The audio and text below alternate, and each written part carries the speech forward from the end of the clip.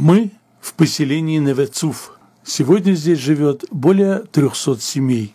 Уникальность этого поселения в том, что оно построено в настоящем лесу, чудом уцелевшем и не вырубленном, как все прочие леса на Святой Земле.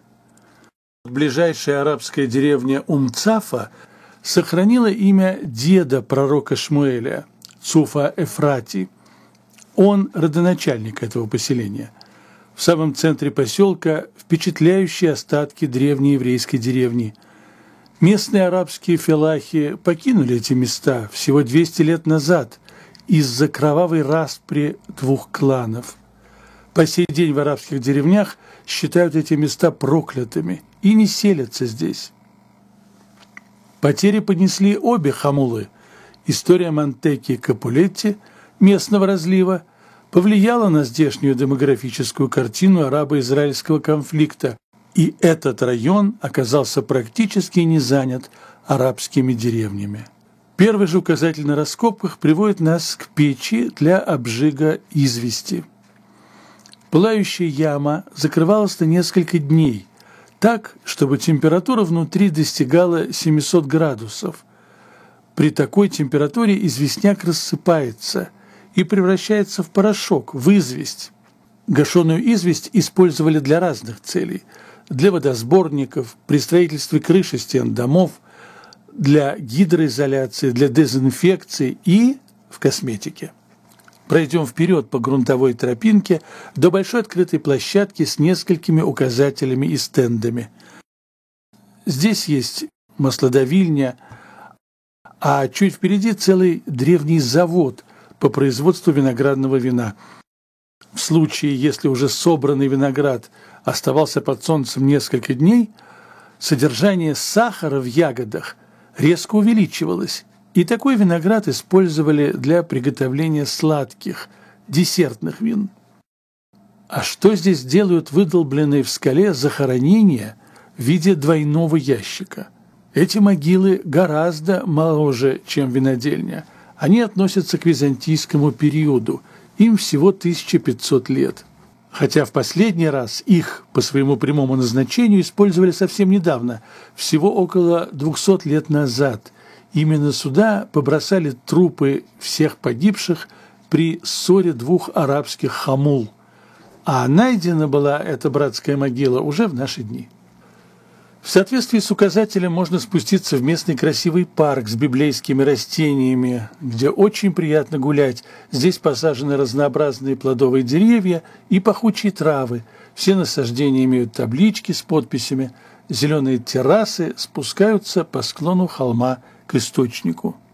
Источник Маян-Меир, по мнению археолога Итана Кляйна, это библейский Инаим, место встречи Тамар и Иуды. Результаты этой исторической встречи – большинство ныне живущих евреев. Продолжение маршрута по шоссе 450 в сторону Нахлеэль, Тальмон, Долев. Дороги в Западной Самарии проходят по удивительно красивым ущельям, склоны гор засажены виноградниками. На одном из указателей написано «Бетилу». Название деревни напоминает нам Бейтель. Это место древнего Бейтеля в горах Ефраима. Прекрасный климат, обилие источников в горах, близость к центру страны, отсутствие пробок на дорогах – все это делает здешнюю жизнь удобной и высококачественной. Наша следующая остановка в Бейт-Бад. Здесь можно посмотреть, как давят оливковое масло, перекусить, полюбоваться удивительной панорамой и побеседовать с гостеприимной хозяйкой. Вот что она рассказывает. אנחנו מחזיקים פה מכונה קטנה שמיועדת לבתים, לאנשים חצרות שיש להם עץ זית בחצר ושמחים לאכול את השמן שלהם. אין להם כמויות גדולות בשביל ללכת לבית בד גדול. הם באים אלינו ויכולים לייצר פה מכמות אפילו מ-50 קילו, 100 קילו זיתים את השמן לצריכה המשפחתית שלהם. וכמובן יש לנו מטע זיתים משלנו, שאנחנו מוסקים עם המשפחה את הזיתים ומייצרים שמן לנו וללקוחות קבועים שמאוד אוהבים את השמן.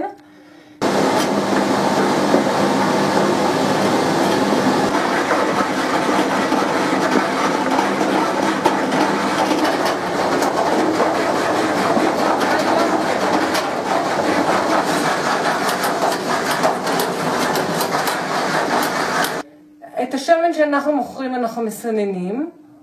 השמן שעושים אנשים פרטיים, הם פשוט לוקחים אותו ככה הביתה, אחרי כמה ימים השמן נהיה צלול, יש קצת משקעים למטה, ויש להם שמן מוכן למאכל. С панорамной площадки видна удивительная гора. Она внешне отличается от всех остальных. По своему геологическому строению гора такова, что снизу до середины горы ничего не растет. Зато весь верх горы покрыт высокими деревьями. По мнению археолога Юэля Элицура, это именно то место, где сидела пророчица Дебора.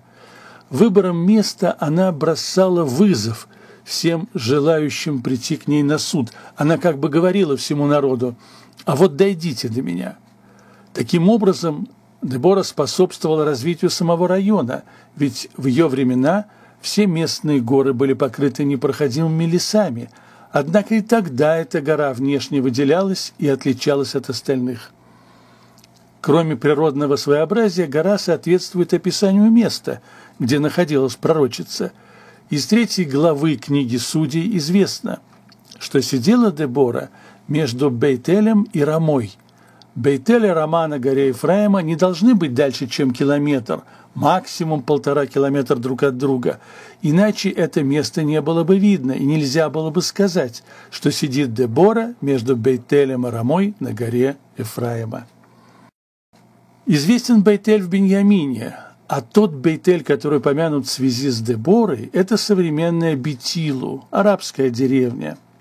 Она же древний Бейт-Эль в горах Ефраима. А что такое Рама? Это библейский Араматаим Цофим, в переводе «высоты наблюдателя», то есть то место, откуда происходил пророк Шмуэль. Его отец Элькана ходил в Шило к Богу из Араматаим Цофим.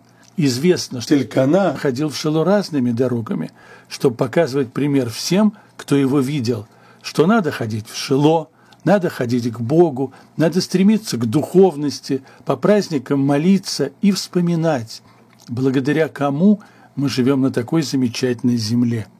Можно попробовать отследить и дороги Эльканы. В горной местности их не так много. Да, в удивительное время мы живем.